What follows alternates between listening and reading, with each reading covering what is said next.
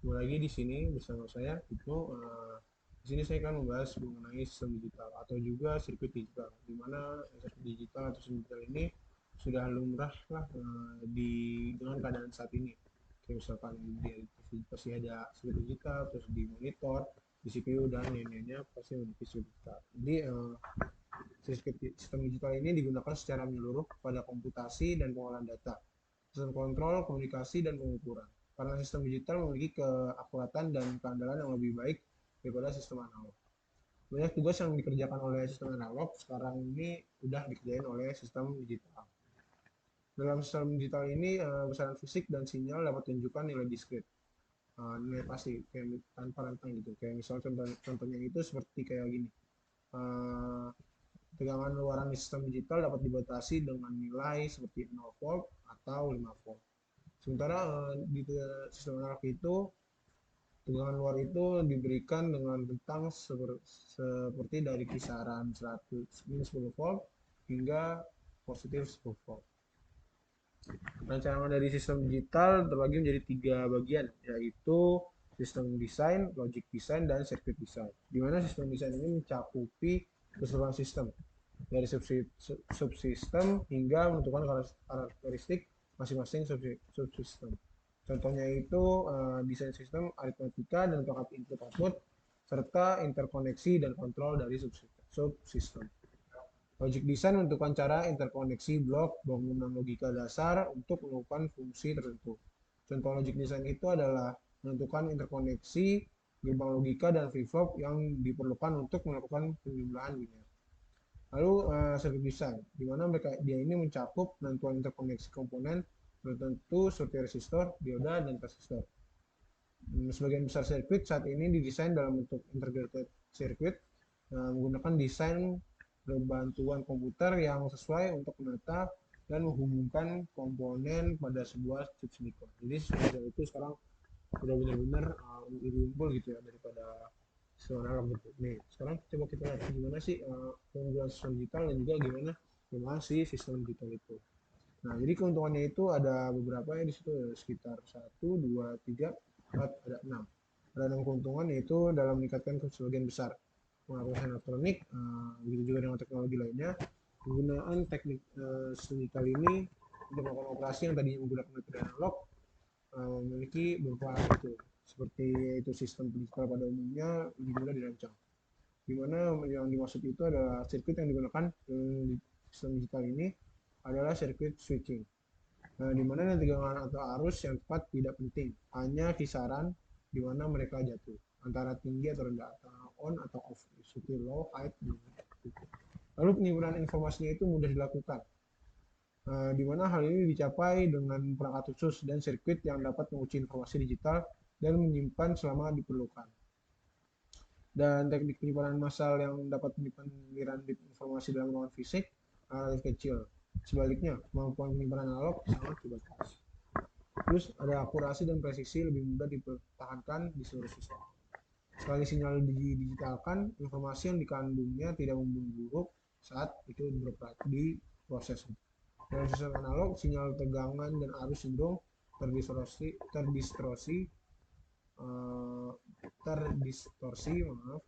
oleh efek suhu, kelembapan, dan variasi toleransi komponen dalam sirkuit yang memproses sinyal. Lalu ada pengoperasian dapat diprogram, di mana cukup mudah untuk merancang sistem digital yang pengoperasiannya dikendalikan oleh perangkat instruksi tersimpan yang disebut program. Sistem analog juga dapat diprogram, tapi variasi dari dan kompleksitas operasi yang tersedia itu sangat terbatas. Tidak seperti sistem digital yang mana dia lebih luas ketimbang soal. Lalu rangkaian digital ini tidak terlalu terpengaruh oleh noise, di mana fluktuasi palsu dalam tegangan tidak terlalu penting dalam situasi digital. Karena nilai pasti dari tegangan tidak penting, selama noise tidak cukup besar untuk mencegah kita membedakan tinggi dari rendah. Jadi si digital ini kayak analog gitu kan, kalau analog kan ada kisaran ya, misalkan minus 10 volt hingga plus positif 10 volt. Nah, itu kan kisaran, jadi dia bedanya pun kisaran juga gitu, misalkan oh ini 7. Nah, itu pengaruh noise juga gampang gitu. Nah, sementara sistem digital itu kan misalnya tadi kan antara 0 dan 5 volt. Jadi si digital ini hanya cek nih, oh ini tegangan ini masuknya ini 0 apa 5 volt. Jadi nggak ada rentangnya dan dia juga susah terpengaruhnya. Lalu lebih banyak sirkuit digital dapat dibuat pada chip integrated circuit, di mana memang benar bahwa analog circuit juga mendapat manfaat dari perkembangan integrated circuit yang luar biasa teknologi. Tetapi kompleksitas relatif dan penggunaan perangkat yang tidak dapat terintegrasi secara ekonomis telah mencegah sistem analog mencapai tingkat integrasi tinggi yang sama seperti sistem analog. Nah, itu berupa keuntungan-keuntungan dari sistem analog timbang sistem digital. Nah, bagaimana kelemahannya? Kelemahannya itu adalah beberapa uh, beberapa besaran fisik ini berbentuk analog gitu. Pada dasarnya ya, kayak misalkan suara, lalu juga suhu gitu kan. Yang mana besaran ini merupakan input dan output yang sedang dipantau, dioperasikan dan ditentukan oleh sistem. Jadi kayak seperti suhu dan lain-lain. Contohnya itu seperti kebiasaan melakukan jumlah secara digital. Jadi kita kayak misalnya misalkan sekarang berapa derajat ya suhunya. Nah, ini kan analog kan, kita kan kisaran kisaran 34 sampai 35 gitu. Maaf, misalkan 25 sampai 28 gitu. Tapi kita pasti nyebutnya bakal kayak sekarang tuh 20 derajat Celcius gitu. Nah, itu 27 derajat Celcius itu adalah besaran digital yang mana tepat gitu. Kan kalau misalkan analog kita kayak misalkan kita ngeliat oh ini kisaran 25 sampai 27 gitu. Nah, itu berapa varian itu varian pertama. Nah, tapi untuk itu kita bisa nih ada beberapa cara untuk uh, berurusan dengan input dan output analog gitu, yaitu dengan 4 langkah nih. Mengkonversi variabel fisik ke sinyal listrik, terus mengkonversi sinyal listrik ke dalam bentuk digital, memproses informasi digital, lalu mengonversi output digital kembali ke bentuk analog. Nah, itu ya mungkin kalau pertama nih ada gitu solusinya dengan 4 langkahnya, tapi cukup sulit apabila kita emang ngelakuin itu secara manual ya, tanpa ada bantuan alat. Lalu kelemahan yang kedua ini, pada sistem digital, pemrosesan sinyal digital itu membutuhkan waktu lebih lama. Dan kita juga perlu mengonversi antara bentuk informasi analog dan digital gitu, yang dapat menambah kerumitan dan biaya pada sistem. Semakin akurasinya tinggi yang kita butuhin gitu, semakin lama juga waktu yang dibutuhkan untuk memprosesnya. Dalam banyak aplikasi, faktor ini lebih besar daripada berbagai keuntungan menggunakan teknik digital. Sehingga konversi antara jumlah analog dan digital telah menjadi hal yang biasa dalam teknologi saat ini. Nah, kita udah tahu nih keuntungan dan kelemahan sistem digital berbanding dengan analog gitu. Nah, sistem digital ini didasari, tapi kita tahu sih cara kerja dari sistem digital ini. Gitu.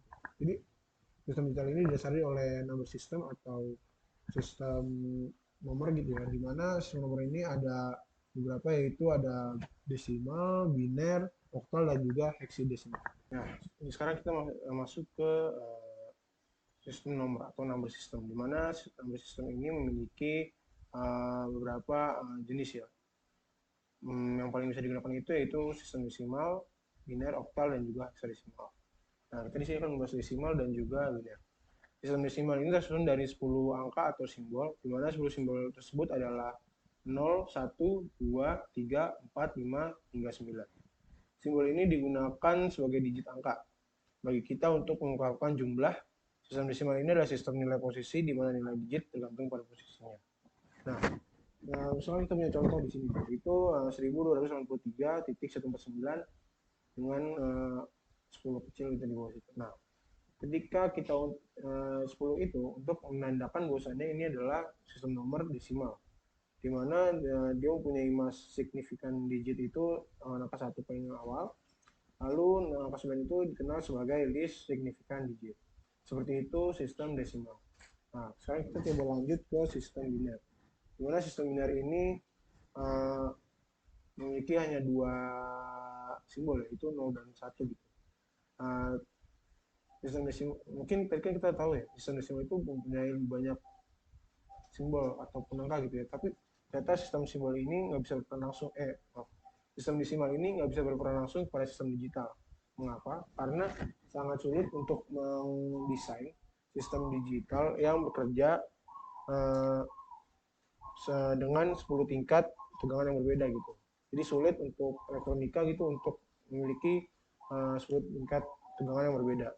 Tapi mudah bagi sirkuit digital untuk bekerja dengan dua tingkat tegangan yang berbeda. Karena itu banyak sistem digital menggunakan sistem nomor biner sebagai dasar operasinya. Sistem nomor yang lain sering digunakan untuk mengartikan sistem nomor biner agar mempermudah orang-orang yang sering kerja bareng gitu ya, atau sering kerja menggunakan sistem digital, di mana kan dia pasti menggunakan sistem operasinya kan sistem nomor biner kan ya. Nah, sistem nomor lain ini dapat mengartikan sistem biner. Jadi sistem biner juga memiliki hanya dua angka ya, 0 dan 1, dan ini. Di sini juga kita ada contohnya mengenai sistem biner. Jadi misalkan desimal tadi itu kita harus tandakan dengan angka 10. Di sistem biner ini kita bisa menandakan bosannya itu sistem biner gitu ya, dengan bin atau nomor simbol 2. Jadi seperti kayak misalkan ini 101 101 bin atau 101 101 2 itu. Sama seperti tadi ada juga posisi nomornya, yaitu ada most significant bit dan juga ada least significant bit. Seperti itu dasar operasi dari sistem digital. Nah, kita perlu setelah kita tahu gimana sistem digital itu beroperasi, nah kita juga harus tahu nih sirkuit digital itu dirancang dengan apa sih gitu. Jadi sirkuit digital ini dirancang untuk memproduksi tegangan output yang berada antara kisaran 0 dan juga 1. Artinya sirkuit digital ini akan merespon dengan cara yang sama terhadap dengan input yang berada dalam kisaran 0. Demikian pula sirkuit ini tidak akan membedakan antara tegangan input yang berada dalam kisaran 1. Dalam sirkuit digital dibutuhkan beberapa logic gate atau gerbang logika yang nantinya memproses informasi dalam bentuk sistem nomor. Di dalam rangkaian digital ini terdapat 3 gerbang logika yang umum, yaitu gerbang OR, AND, dan NOT. Seperti yang di bawah ini, dia gerbang OR itu yang tengah, AND itu yang sedikit kayak setengah kapsul, lalu NOT ini bentuk segitiga. Maaf itu tidak kelihatan, bisa dicari di Google nanti ya, bagaimana gerbang logika NOT gitu ya. Dan ada beberapa rangkaian gerbang logika yang mana rangkaian gerbang logika ini sering digunakan. Jadi rangkaian gerbang logika ini nih sering digunakan di dalam sirkuit digital, yaitu ada rangkaian multiplexer, demultiplexer, decoder, encoder, dan juga counter dan shift register. Di sini saya juga akan simulasikan gitu ya, bagaimana si gerbang logika ini bekerja dan juga rangkaian logika ini bekerja. Jadi langsung aja kita pindah ke Jadi di sini udah ada 3 gerbang logika, di mana ada gerbang OR, AND, dan NOT. Gerbang OR itu adalah gerbang logika yang dengan outputnya itu penyembelahan gitu. Di mana gerbang logika ini keluarannya akan berlogika 1 jika salah satu inputnya itu 1, dan keluarannya outputnya akan berlogika 0 jika salah satu inputnya itu 0. Jadi bisa dilihat kalau misal nanti kita akan simulasikan ya. Lalu di sini ada juga gerbang N, di mana gerbang N ini gerbang perkalian.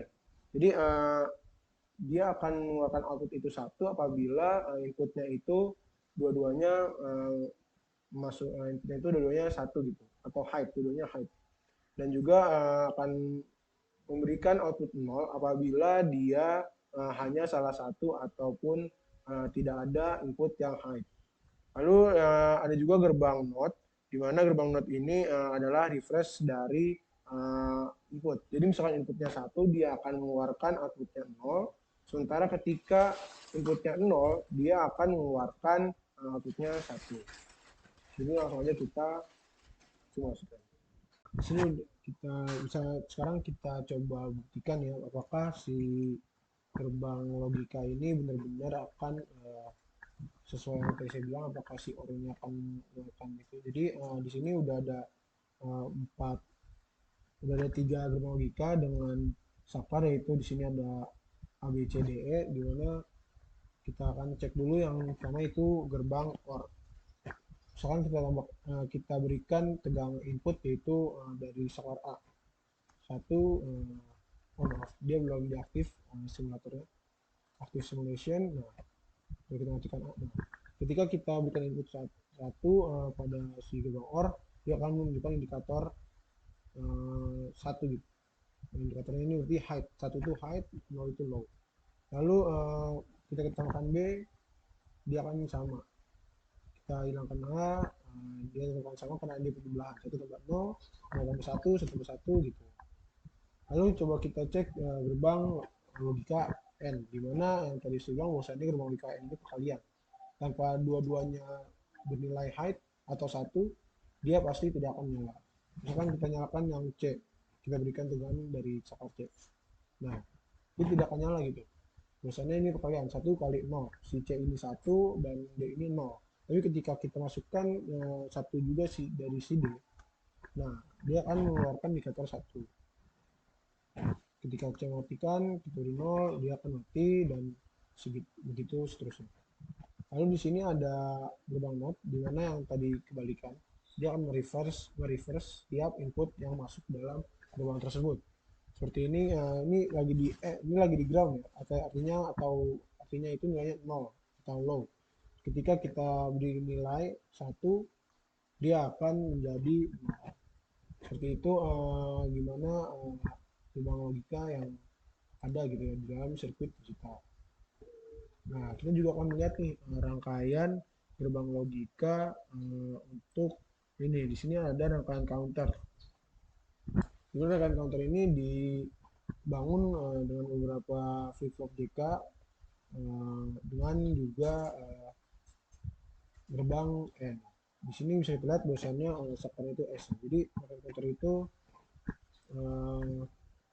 biasanya disusun menurut suatu cara tergantung pada macam counternya. Penyusunan satu counter ini dari satu rangkaian flip-flop mengikuti urutan perubahan dari luarannya. Flip-flop yang telah ditentukan melalui suatu tabel counter. Nah, pada counter sinkron saat perubahan dari output FF flip-flop terjadi secara serempak saat setelah terjadi pulsa gelombang input. Hal ini disebabkan karena gelombang input dimasukkan pada input clock dari setiap flip-flop. Terdapat 3 jenis pencacah yang akan diuji pada dapat 3 jenis pencacah. Di sini kita akan mencoba di sini pencacah biner modulo 6. Jadi ada biner modulo 8, 6 dan juga pencacah BCD. Di sini kita akan mencoba pencacah biner modulo 6. Kita bisa lihat nih bahwasanya dia adalah counter ketika kita berikan tegangan ya, nilai 1 ini S. Nah, dia indikator akan menyala gitu secara urutan. Dan nah, urutan kan dia dari sini ke sini, lalu dia akan nyala lagi ini, lalu ini ntar akan mati dua-duanya, lalu ini akan nyala dan begitu seterusnya hingga aliran diputuskan. Itu. Dan kita bisa lihat nih, bahwasannya apabila kita hubungkan ke sumber tegangan yang terus menerus ya, nah, ini dengan 120 volt 4 Hz kita bisa lihat. Nah, seperti ini kerja dari pencacah biner modulo 6. Dia akan bergantian secara terus menerus hingga si apa namanya tegangan dimatikan. Itu simulasinya.